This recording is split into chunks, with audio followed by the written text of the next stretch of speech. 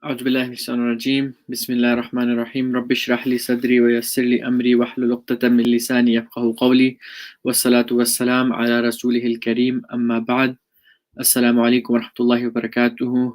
I'm praying to Allah subhanahu wa ta'ala. He gives me the ability to articulate myself in a manner that we can all benefit from, inshallah. We are on day 21. We have started Surah Nisa as of yesterday. And we're continuing. We went up to ayah 22, and we're going to be starting with 23. So as you may have noticed, Surah Nisa is dealing with a lot of social, societal discussions, as well as discussions about yatim, like the orphans, and not taking up the rights of the orphan, not eating out of their wealth, not exchanging, their goods or things that they may have for our own, to kind of, if the person described as who eats from the wealth of the orphan, or takes from the wealth of the orphan, is like he's filling his stomach with fire. And then it also talks about the discussion of about in regarding to women. So there were some ahkam about what happens in certain situations for women. And today we're going to continue on that topic, and Allah subhanahu wa ta'ala is talking a little bit about the laws of who you can marry. We're starting with ayah 23. So Allah subhanahu wa ta'ala says, حُرِّمَتْ عَلَيْكُمْ أُمَّهَاتُكُمْ وَبَنَاتُكُمْ وَأَخْوَاتُكُمْ. And it is forbidden upon you. So Allah subhanahu wa ta'ala is telling us who we are not allowed to marry. Ummahatukum, your mothers, wa banatukum, your daughters, wa akhawatukum, your sisters, wa ammatukum, your paternal aunt, wa khalatukum, or your maternal aunt. So those people we are not allowed to marry. And the list continues. Wa banatul akhi wa banatul ukhti, nor the daughter of your brother or the daughter of your sister. وَأُمَّهَاتُكُمُ اللَّاتِي أَرْضَعْنَكُمْ وَأَخْوَاتُكُمْ مِنَ الرَّضَاعَةِ. And you can also not marry your milk mother. So if you were fed by someone else other than your biological mother, then you are not allowed to, and you were fed by them, then you're not allowed to marry them, nor your milk sister. وَأُمَّهَاتُ نِسَائِكُمْ وَرَبَائِبُكُمْ. Nor are you allowed to marry your wife's mother. وَأُمَّهَاتُ نِسَائِكُمْ وَرَبَائِبُكُمُ اللَّاتِي فِي حُجُورِكُمْ مِنْ نِسَائِكُمْ. And you're not allowed to marry your stepdaughters who are in your care. So maybe you married your wife may have had a previous marriage, and she had daughters previously from that marriage. And if you consummated the marriage with your wife, who may have other daughters, you are not allowed to marry her daughters then. من نسائكم اللاتي دخلتم بهن, and if you had consummated the marriage, فإن لم تكونوا دخلتم بهن فلا جناح عليكم. And if you had not consummated the marriage, then there is no blame upon you, meaning that you had not had intercourse with this wife yet, and she had daughters, then the daughters would be permissive for you if the marriage broke off without you consummating the marriage. وحلائل أبنائكم الذي من أصلابكم, and the wives of your sons, of your biological sons, the ones who you are the father of. من أصلابكم وأن تجمعوا بين الأختين, and you are not allowed to gather two sisters and marry both of them at the same time either. إلا ما قد سلف, except for what has already taken place. So when these ayahs were set down, Sahabas were concerned about what had already happened or what took place. So Allah subhanahu wa ta'ala is saying, إِلَّا مَا قَدْ سَلَفَ, what has taken place is gone. إِنَّ اللَّهَ كَانَ غَفُورًا رَحِيمًا, indeed Allah subhanahu wa ta'ala is forgiving and merciful. وَالْمُحْسَنَاتُ مِنَ النِّسَاءِ. And so now the حُرِّمَتْ عَلَيْكُمْ is still continuing. Allah subhanahu wa ta'ala's the command is the people who are you're forbidding to marry, wal muhsanat as well is in that list, and that means al muhsanat, women who are already married, right? Minan nisa illa ma malakat aymanukum, except for what your right hand possesses. Kitab Allahi alaykum, and that is the law of Allah subhanahu wa ta'ala upon you. And so Allah subhanahu wa ta'ala is saying that this is the mandate from Allah subhanahu wa ta'ala. وَأُحِلَّ لَكُمْ مَا وَرَاءَ ذَلِكُمْ. And Allah subhanahu wa ta'ala is saying that everyone else is made halal for you. So except for these relationships which Allah is identifying, these people you are not allowed to marry, but everyone else, وَأُحِلَّ لَكُمْ مَا وَرَاءَ ذَلِكُمْ أن تبتغوا بأموالكم محسنين غير مسافحين, that you seek ابتغاء, right, that you seek بأموالكم, by your wealth, to do good, muhsinin, to bring them within your wedlock, to give them, to basically marry them. And so Allah subhanahu wa ta'ala is saying, he's essentially laying down the criteria that if you are capable, you have the financial means to be able to now take care of someone other than yourself, you're mature enough, you have the financial means, then with that wealth seek to start a family. And you start a family muhsinin, like in seeking to start a family. The idea is the one who is looking to create a fort, right? Hasana, ha, sad, nun. The idea is that you're creating a fortified area. That fortified area that you're creating is your family, i.e. with your spouse and the children to come. And so the reason why you should be looking into getting into a wedding, into a marriage, is so that you can support the family, not ghayra musafihin, not to just fulfill your lustful desires. And too often today, we talk to kids our age or younger, in college, and their idea is that I need to get married because, man, it's summertime and it's college and I just can't lower my gaze anymore. They think that marriage is a solution to that, and that's what musafihin is describing. It's those whimsical desires that people are trying to fulfill, and that's the primary thing that they're trying to get out of marriage. And Allah subhanahu wa ta'ala is saying that if you go into marriage thinking like that, that's all wrong. You're not gonna make it far. فَمَسْتَمْتَعُوا بِهِ مِنْهُنَّ فَآتُوهُنَّ أُجُورَهُنَّ فَرِيضَةً. And then when you have enjoyed the aspect of marriage, right? There is benefits that are going to now come with that marriage, and you're enjoying your spouse.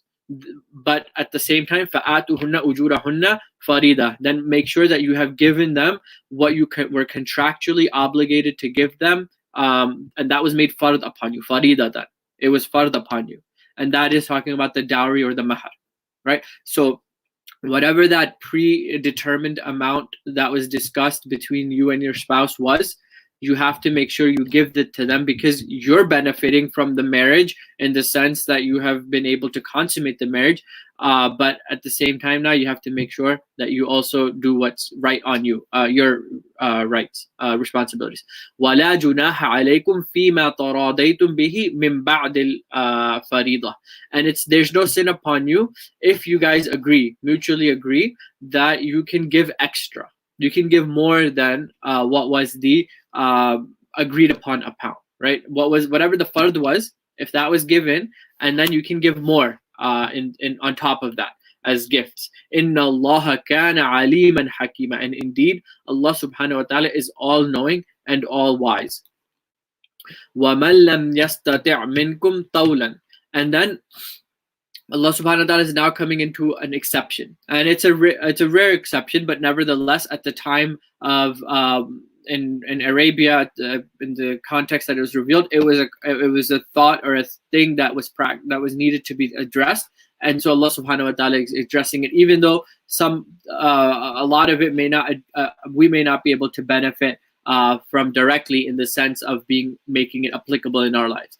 وَمَن لَمْ يَسْتَطِعْ مِنْكُمْ طَوْلًا. And so if there's anyone amongst you who is not capable, he can't afford. Tawlan is literally, he has the financial means. Lam tawlan, that yastati', he's not able to have the financial means. An yankiha al-muhsanat, sorry. And that he is not capable of marrying a muhsin, somebody who is a Muslim woman, a free Muslim woman, somebody, again, the idea is she's coming from a safe, secure family, from a lineage that is protected. محسنات المؤمنات, from a free woman.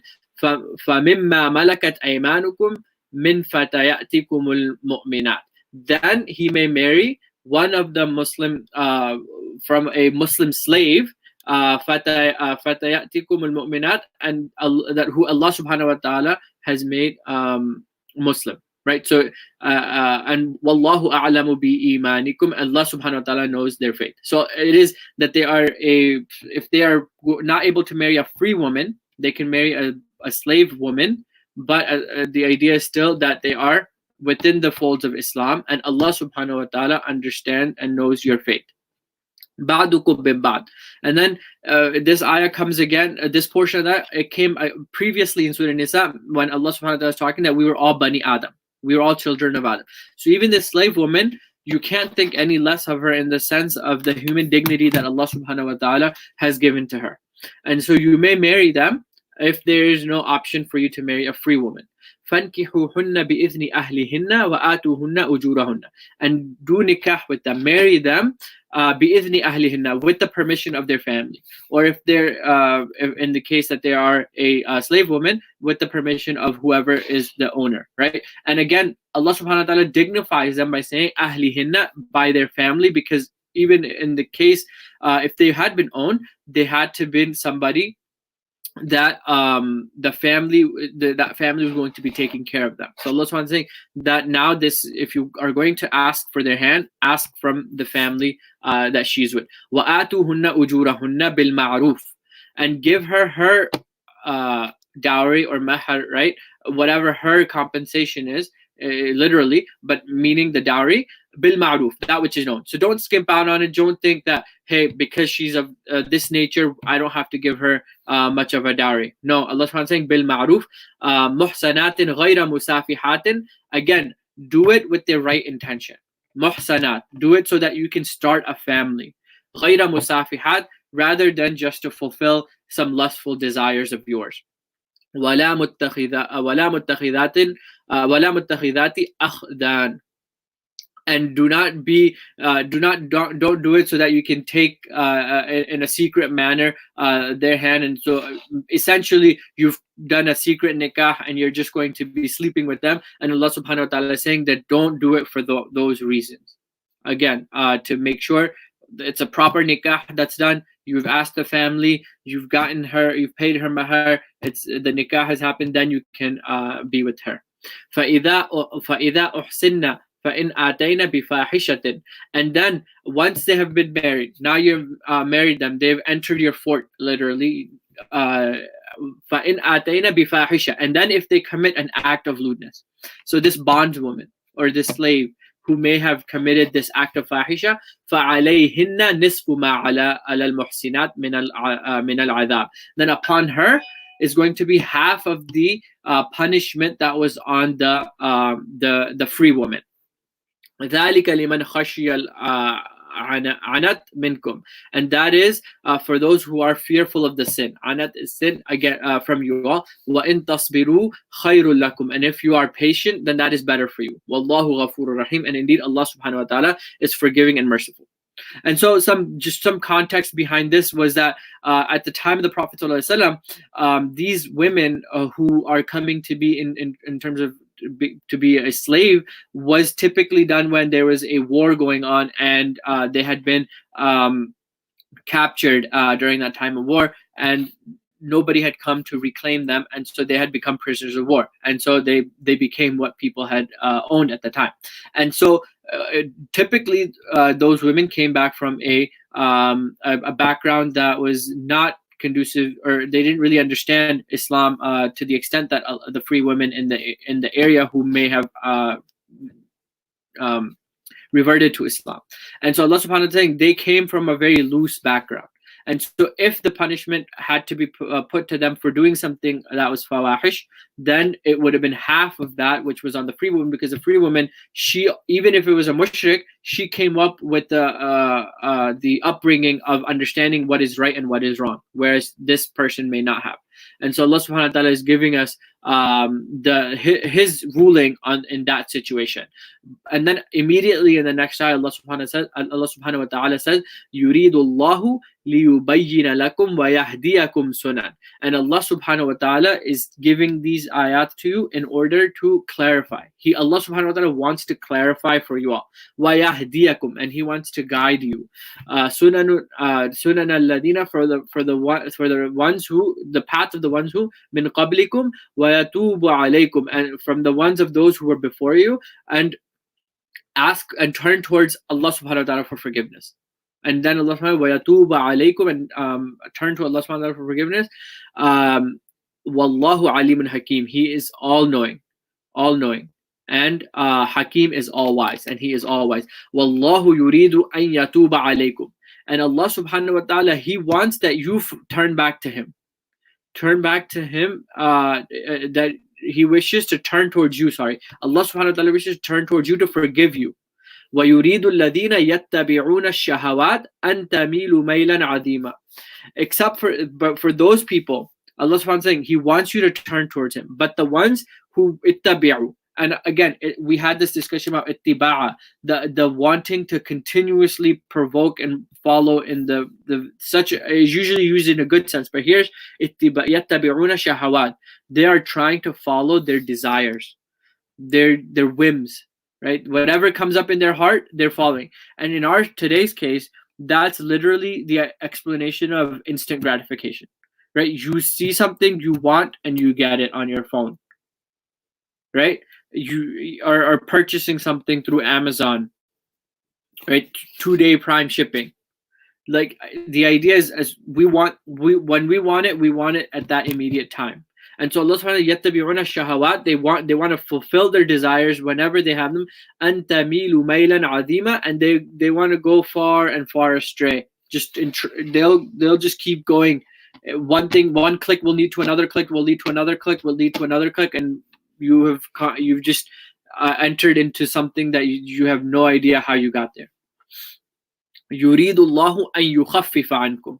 And then Allah subhanahu wa ta'ala says what He wants for us is to lighten for us. And lighten what for us? Our burden, right? And it's very interesting that Allah subhanahu wa ta'ala is saying this in the middle of a lot of ayahs talking about ahkam. And you would think, so why is Allah subhanahu wa ta'ala saying this where He just kind of told us what was haram upon us in terms of our marriage? What was how we should treat our women in the sense of giving them dowry and mahar, what to do with the yatim and the orphan. And then Allah subhanahu wa ta'ala is then all of a sudden He throws this in this ayah, يُرِيدُ اللَّهُ أَن يُخَفِّفَ عَنْكُمْ, that Allah subhanahu wa ta'ala wants to make your burden lighter. And here it's so amazing that Allah subhanahu wa ta'ala puts it here, because what He's telling us is that all of these things, if you were to abide by them, they'll make your life so much simpler. They will give you so much guidance, hidayah in your life, that you don't have to then struggle with the concept or the thoughts of how do I rectify this or that. Allah subhanahu wa ta'ala has told you, if you stick to this, your life will be easy. And then وَخُلِقَ الْإِنسَانُ ضَعِيفًا, and then Allah subhanahu wa ta'ala says, we have made mankind weak. يَا أَيُّهَا الَّذِينَ آمَنُوا.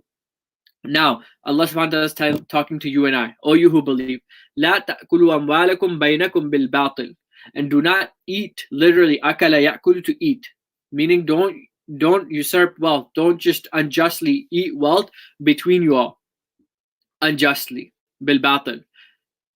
Don't cheat your partner if you're getting into a business with them. And then again, it says بَيْنَكُمْ. It doesn't say بَيْنَ الْمُسْلِمِ. Whoever you're dealing with, however you're getting your wealth, don't cheat them out to try to make an extra dollar. إِلَّا أَن تَكُونَ تِجَارَةً عَن تَرَادٍ مِّنْكُمْ. And do not wrong. What you're supposed to do is to trade by mutual تَرَادٍ عَنْكُمْ, by mutual agreement, by mutual consent. Make sure whoever's buying the product is just as happy as the one who's selling the product. And that's what تَرَادٍ مِّنْكُم is. وَلَا تَقْتُلُوا أَنفُسَكُمْ. And don't kill yourself. And so all of a sudden we're talking about economy, how we're going to be taking care of our transactions and making sure we're not going to be falsely doing transactions. And then all of a sudden, وَلَا تَقْتُلُوا أَنفُسَكُمْ. So there's a few ways to interpret this. One idea is we are all Bani Adam, right? if you went and killed your brother, immediate brother, people would just think at you like, what is wrong with him? He's killing of his own, right? So when you kill somebody, when you raise your hand at somebody, you have essentially killed somebody that was part of your own, because we were all from Bani Adam. And the other part of it is you get so frustrated about a business transaction or something that's gone wrong, and you yourself inflict pain upon yourself, right? Stock market crashes, housing bubble bursts. People literally, they took their own lives because they thought this was the end of it. They couldn't really come out of it. They invested everything in their own life in that type of a situation. And now when they something went down in business, they decided to take their own life. So don't kill yourself. Inna Allah kana bikum rahima. Indeed, Allah subhanahu wa ta'ala is merciful. وَمَن يَفْعَلْ ذَلِكَ.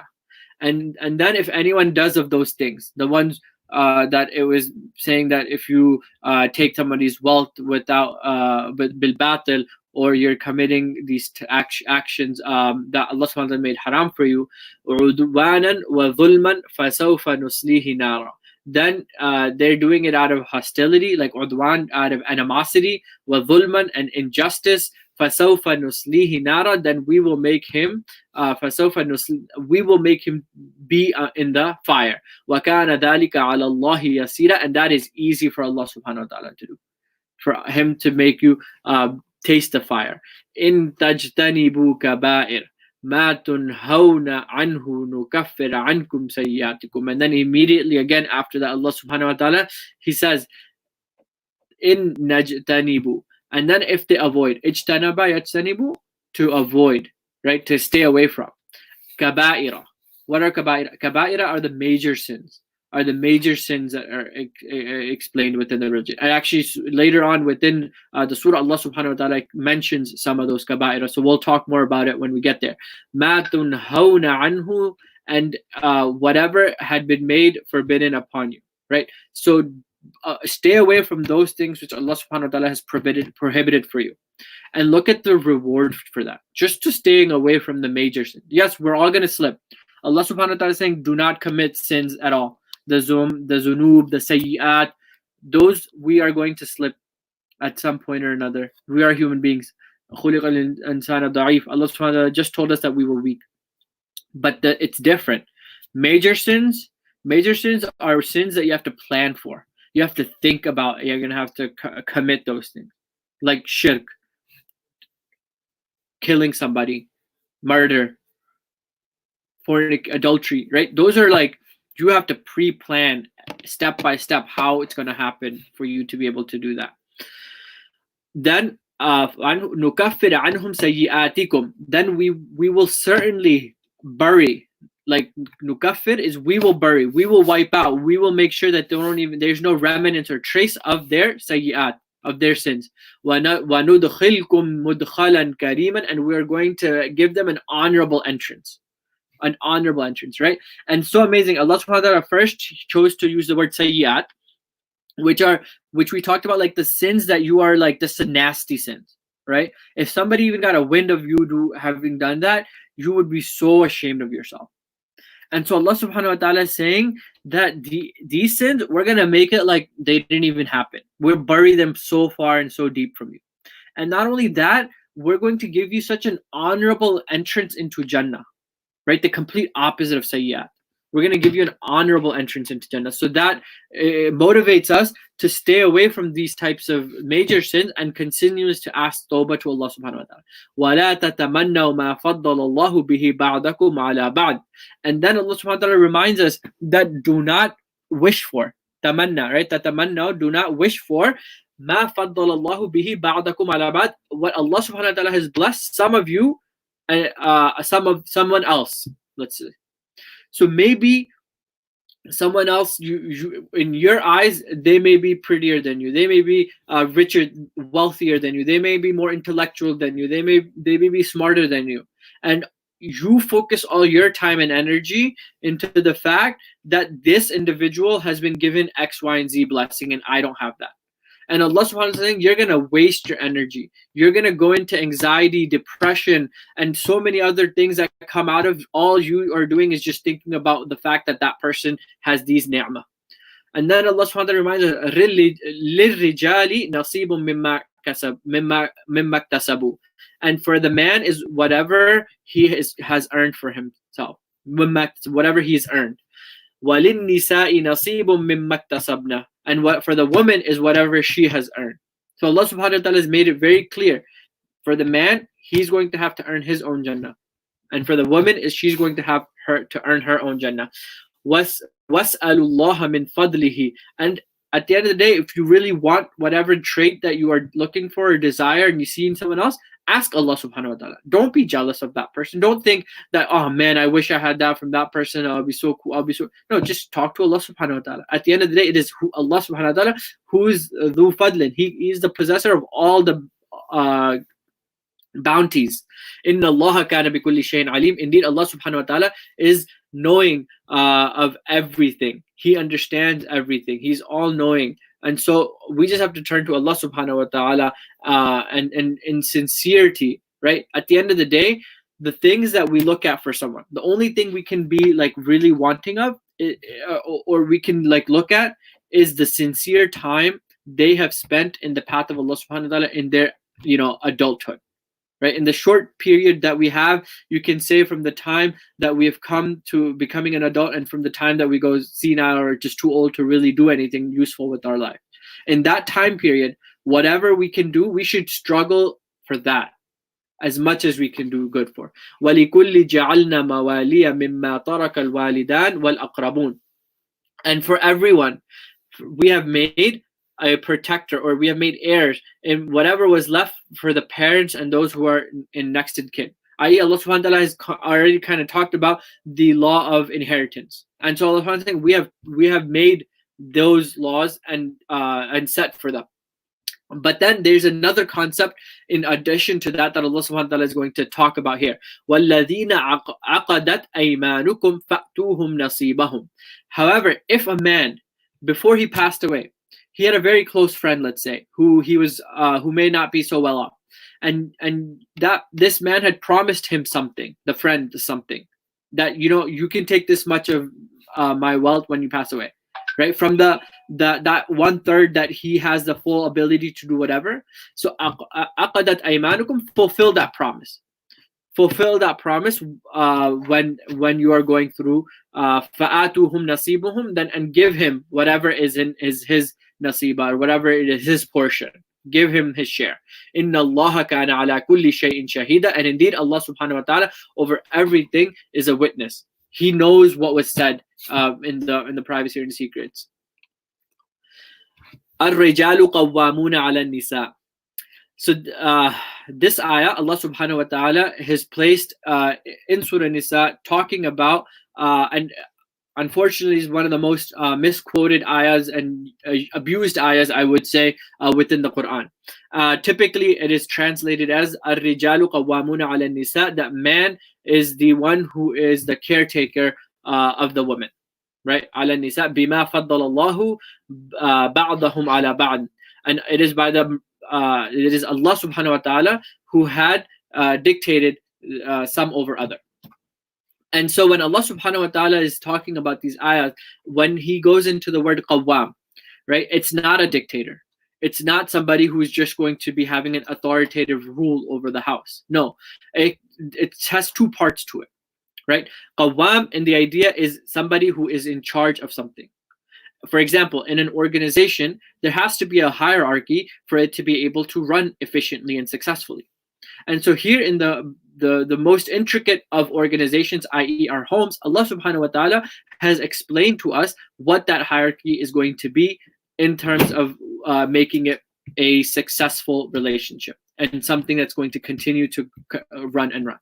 And so because it wouldn't make sense if, let's say, after having multiple consultations between you and your wife, and you're coming to a discussion point that you guys are not you're not able to come to a conclusion on what to do in this situation, and you're just going to be consistent. There's not going to be, both options are fully correct within the line of Islam, let's say, right? So in order to make the process of decision making continuous and not just be at a standstill, Allah subhanahu wa ta'ala has given that degree to men to make that call for the house, for the household.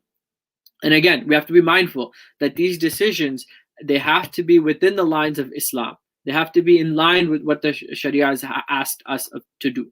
And so as long as those ideas are being withheld and the normal ma'ruf, the decency is being upheld, in those situations, Allah subhanahu wa ta'ala is saying, Ar-rijalu qawwamuna ala nisa, that Allah subhanahu wa ta'ala has given man a position of charge so that he is able to fulfill his responsibility. And Allah subhanahu wa ta'ala explains why, right?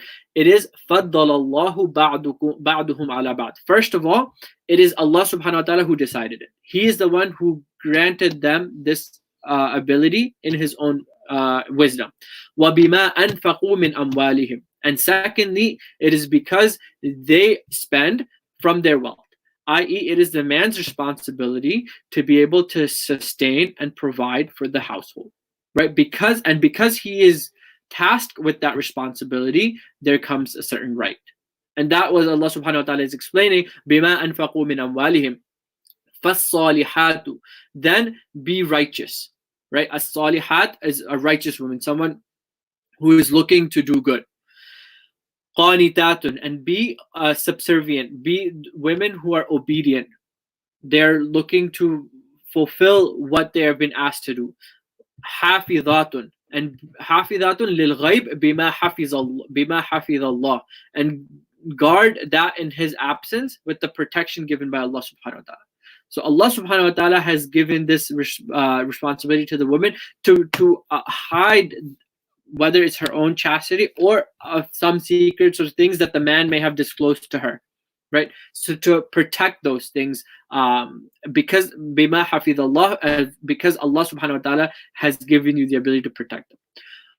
وَاللَّاتِي تَخَافُونَ نُشُوزَهُنَّ.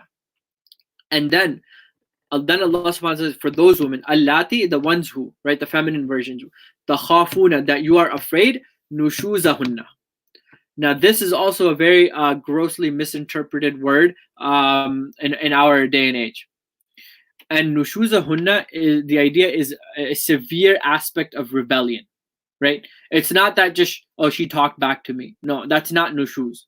Nushuz is the point of very serious, like there's some serious psychopath relationships going on, right?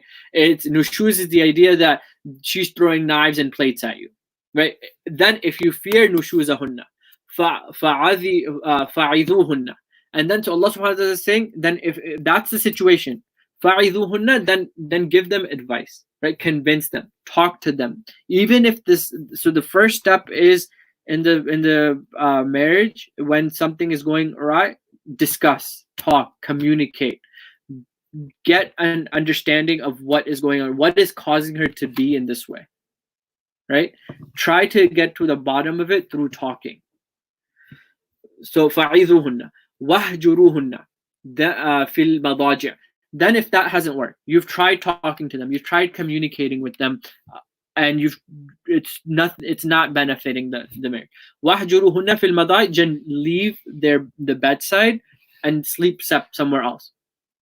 And again, the idea is to try to get to an understanding from the woman of what is going on that's causing this nushuz, right? And again, the idea of nushuz is a very extreme example. And Allah subhanahu wa ta'ala, when He talks to us with ahkam, He's giving us the extremes so that we may understand what to do in the worst case scenarios. Not your day-to-day, oh, I had a fight with my wife about this and we can't do any of her, so we're done. No, these are the extremes.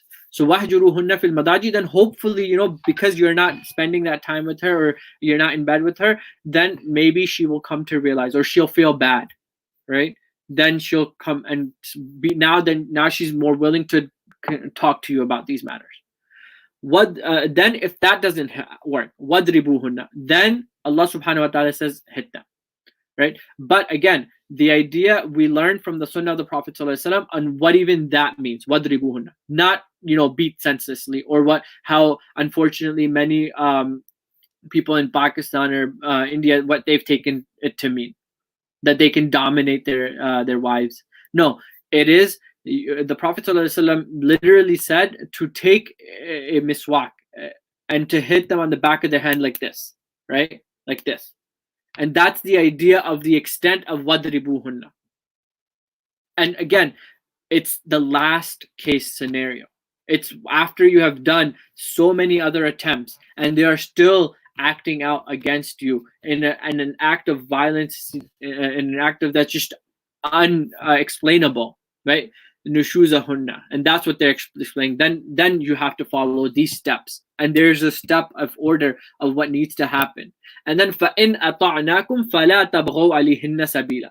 And then if they follow or if they obey, and if they're not, now they're at some point within the line of doing all of this, they have come into their senses and agreement with what was trying to be explained to them. Then فَلَا تَبْغُوا عَلَيْهِنَّ سَبِيلًا, then don't hold anything against them.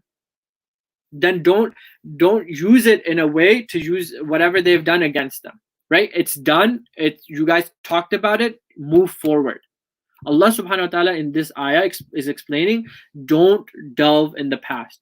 It happened, you talked about it, you forgave each other, don't constantly bring it up again after that. That's the key thing. And that's one of the hardest things to practice in actual real life, in a marriage relationship. Don't bring it up once it's already been dealt with. You said you've forgiven them, and then 3 months later you still bring up the same points. You still say that, oh man, you remember that day when you said that to me? And you're like, well, I thought, honey, we already talked about it and we're over this. No, you keep bringing it up, and that's, you haven't let it go. That means inna Allah kana aliyan kabira. And then at the end of all of it, Allah subhanahu wa ta'ala reminds us then, inna Allah kana, indeed Allah subhanahu wa ta'ala is aliyan, he is the most high, and kabira, and he is the greatest. So don't think just because he gave you some sense of qawwam over your wife, that means you can do whatever you want. No, Allah subhanahu wa ta'ala is still above that. He still owns you and I. We're still going to return to him and have to answer for what we did. وَإِنْ خِفْتُمْ شِقَاقَ بَيْنِهِمَا.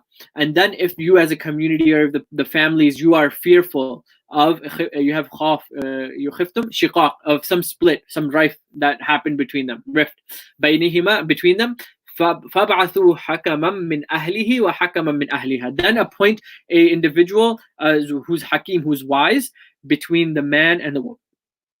One from the man's side and one from the woman's side.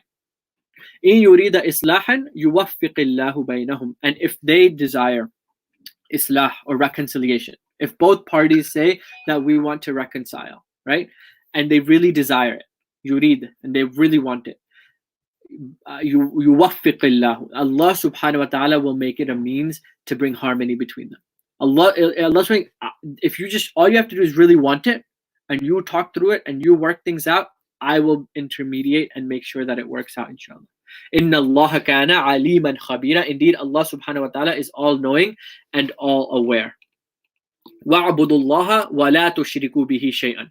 And now Allah subhanahu wa ta'ala goes into a series of commands of what to do, right? وَاعْبُدُوا اللَّهَ. Worship Allah subhanahu wa ta'ala. Worship. U'budu. Become a abid, a slave to Allah subhanahu wa ta'ala. وَلَا تُشْرِكُوا بِهِ شَيْئًا. And do not associate anything with him. Don't do shirk. وَبِالْوَالِدَيْنِ إِحْسَانًا. And with parents, ihsan. Period. Only thing that you can exemplify in terms of in front of your parents is ihsan. وَبِذِي الْقُرْبَى. And now Allah subhanahu wa ta'ala is also telling people of whom we should be kind to, right? But with the parents, it was like ikhtisas. The only attitude you should have with parents is ihsan, right? But then at the same time, وَبِذِي الْقُرْبَى وَالْيَتَامَى وَالْمَسَاكِينَ وَالْجَارِ ذِي الْقُرْبَى وَالْجَارِ الْجُنُبِ وَصَاحِبِ الْجَنْبِ. Also be nice to them, ihsan towards them. Also show a kind heart to them. Say good things to them. وَبِذِي الْقُرْبَى are those who are the closest to you. And sometimes it's hard, right? Your aunt might have just said something to you that you deem very offensive, but culturally she just became insensitive to that, and at that time you have to be really kind to her. Wal yatama, to the orphan, right? You may think that this is just another person asking for money on the streets. No, it might not be the situation. This is someone truly in need. Deal with them at ihsan. Wal masakin, somebody who's really stuck in the situation, right? Maybe it was a single mom with 3 kids and she's not able to go to work because she can't afford daycare. And then if she has to go to try to put them in daycare and work, she's not really going to be able to take care of the bills anyways. So she's desperate. She doesn't have any other situation to be in except for to ask. I'm sure she would not like to ask if the situation wasn't like this. But masakin are the people who are stuck in the situation that they are, and they're perpetually not going to get out of it until they get some help. وَالْجَارِ ذِي الْقُرْبَى, and the one who is your neighbor, right? وَالْجَارِ الْجُنُبِ, and the one who is your distant neighbor. So the close neighbor and the distant neighbor, both of them, whoever is around you, be nice to them, right? وَصَاحِبِ الْجَنْبِ, and the one who is the companion by your side. You know, maybe you're going on an airplane or a train, and whoever you're sitting next to, even with them, just show common courtesy and be kind to them. Wabn sabil, maybe somebody's traveling, you saw them at the masjid, you recognize that they're not from the community, show ihsan to them. وَمَا مَلَكَتْ أَيْمَانُكُمْ, and what your right hand possesses. إِنَّ اللَّهَ لَا يُحِبُّ مَنْ كَانَ مُخْتَالًا فَخُورًا, and then Allah subhanahu wa ta'ala says, if you are not those things, right? If you're not showing ihsan, and then he's saying, Inna Allah la yuhib. Allah subhanahu wa ta'ala doesn't love the one who is mukhtal and fakhur. Mukhtal is like somebody who's just full of themselves. They think that they are just at the top of the world. They own everything, even though they probably don't. And fakhur is they're just super proud of something they may have done, right? So people who basically, if you're not showing this idea of ihsan or kindness to these people, Allah subhanahu wa ta'ala is saying the disease in your heart is that you're just full of yourself. And Allah subhanahu wa ta'ala doesn't love that either. So he's in one ayah explained what we need to do, and if we're not doing it, what the cause of that is. That we are just so arrogant of ourselves, we look down upon these people. الَّذِينَ يَبْخَلُونَ وَيَأْمُرُونَ النَّاسَ بِالْبُخْلِ, and then Allah subhanahu wa ta'ala is saying the one who does bukhl, the one who is miserly, he's too cheap. Maybe he's rich, he's fakhur and mukhtal, he's full of himself, right? He has money, he did something and he earned some, he got some wealth. Maybe Allah subhanahu wa ta'ala bestowed some wealth on him as well. But Allah subhanahu wa ta'ala is telling the one who does bukhl, who is stingy, who is miserly, وَيَأْمُرُونَ النَّاسَ بِالْبُخْلِ, and typically those people are the ones who also ask others to also be cheap or miserly. وَيَكْتُمُونَ مَا آتَاهُمُ اللَّهُ مِنْ فَضْلِهِ, and they try to hide, they try to hoard what Allah subhanahu wa ta'ala has given them. وَأَعْتَدْنَا لِلْكَافِرِينَ عَذَابًا مُهِينًا, and we have prepared a humiliating punishment for the disbelievers, or the ones who try to hide, or the ones who deny. وَالَّذِينَ يُنْفِقُونَ أَمْوَالَهُمْ رِئَاءَ النَّاسِ, and in the same category, and the ones who spend, right? They're spending, but why are they spending? رِئَاءَ النَّاسِ, to show off to people. They're only doing it to show off to it. وَلَا يُؤْمِنُونَ بِاللَّهِ وَلَا يَوْمِ الْآخِرِ, they don't believe in Allah subhanahu wa ta'ala or the judgment. So it's very scary. Allah subhanahu wa ta'ala is comparing the fact that you are going to spend money in the path of Allah subhanahu wa ta'ala, and if you're spending that money for only the sake of showing off, then Allah subhanahu wa ta'ala is saying, وَلَا يُؤْمِنُونَ بِاللَّهِ وَالْيَوْمِ الْآخِرِ, then you don't believe in Allah in the hereafter. وَمَن يَكُنِ الشَّيْطَانُ لَهُ قَرِينًا فَسَاءَ قَرِينًا, and then they have taken shaitan as a companion, as a close companion, as someone who they have, like, you know, on their right hand shoulder, just consistently listening to all the time. That's a qareen, right? A very close companion. And that companion, he is evil, and he's going to be an evil companion to them. وَمَاذَا عَلَيْهِمْ لَوْ آمَنُوا بِاللَّهِ وَالْيَوْمِ الْآخِرِ وَانْفَقُوا مِمَّا رَزَقَهُمُ اللَّهِ, and then what's wrong? What's wrong? Like, what harm was there if they had believed in Allah subhanahu wa ta'ala in the last day, right? What if, like, what's wrong with them that they had to do it to show off in the first place? Like, if all they had to do was correct their intentions, and they could have benefited from that same check they cut to the masjid or to that organization. وَأَنْفَقُوا مِمَّا رَزَقَكُمُ اللَّهِ, and then Allah subhanahu wa ta'ala is saying is spend from whatever Allah subhanahu wa ta'ala has bestowed upon you. Whatever blessings, bounties, ni'mas Allah subhanahu wa ta'ala has bestowed upon them, Allah subhanahu wa ta'ala is telling them spend from that. وَكَانَ اللَّهُ بِهِمْ عَلِيمًا, and Allah subhanahu wa ta'ala, He knows about it. He knows all about it. إِنَّ اللَّهَ لَا يَظْلِمُ مِثْقَالَ ذَرَّةٍ, indeed Allah subhanahu wa ta'ala, He will not wrong somebody. And mithqala dharra, by the weight of a particle, like the smallest particle is dharra. That by that amount, Allah subhanahu wa ta'ala will not do injustice to anybody. وَإِن تَكُوا حَسَنَةً يُضَاعِفُهَا. And the one who has done even a slightest bit of good deed, whatever it could be, Allah subhanahu wa ta'ala يُضَاعِفُهَا, He will multiply it. He will give him more for it. وَيُؤْتِ مِن لَدُنْهُ أَجْرًا عَظِيمًا. And then He will give him a reward, especially from Allah subhanahu wa ta'ala. So we can't even quantify what that reward would look like or how much it would be. Allah subhanahu wa ta'ala, He'll multiply it, and then on top of that, He's going to give especially مِن لَدُنْهُ أَجْرًا عَظِيمًا, especially from Him, a khas type of a reward, and it's going to be a huge reward, عظيمة. فَكَيْفَ إِذَا جِئْنَا مِن كُلِّ أُمَّةٍ بِشَهِيدٍ وَجِئْنَا بِكَ عَلَى هَؤُلَاءِ شَهِيدًا. And this ayah, when the Prophet ﷺ, when this was revealed to him, he became very, very sad. And there was a narration actually when somebody was reciting these ayat to him, who he had asked for them to recite the Quran, he asked them, okay, can you just stop reciting at this ayah? Like he couldn't even continue hearing it. And here Allah subhanahu wa ta'ala, for all the blessings that He has given us, right? We are being the nation who Allah subhanahu wa ta'ala has exemplified in the Quran as the Muslim nation. And with that blessing, with that role, with that title, is going to be a responsibility, right? So how is it going to be that that we are going to bring min kulli ummatin, the whole nation, from the whole nation, we shall bring a witness, bi shahidin, وَجِئْنَا بِكَ عَلَى هَؤُلَاءِ. And he is going to be a witness, عَلَى هَؤُلَاءِ شَهِيدًا, and he's going to be a witness against them or over them. And this is referring to the Prophet ﷺ. He is going to be a witness on the Day of Judgment, and he's going to be testifying to see whether we upheld the message of Islam, whether we understood and propagated in the best manner that we could have what the Prophet ﷺ had asked us to convey. And we always talk about the ayah, not even the ayah, the discussion about the shifa of the Prophet ﷺ. That on the Day of Judgment we ask for the shifa of the Prophet ﷺ, right? But how many times do we sit and think about, what about the testimony of the Prophet ﷺ as a witness, right? There's a shifa and there's a shaheed. Shifa, witness, shifa as an intercessor, shaheed as a witness. And so we pray to Allah subhanahu wa ta'ala that we are on the right side of the witness of the Prophet ﷺ as well. That he testifies for us that, oh Allah, this person of my ummah, he took my message and he tried to propagate it, or he tried to live by it, or he did his best to uphold and adhere to the message.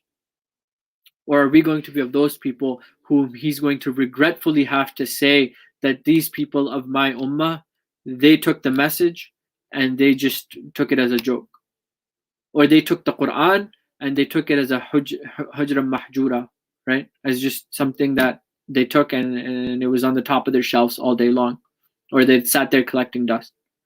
And that's a very scary thought for us to come to terms with, to realize, where are we going to fall in the witness of the Prophet ﷺ?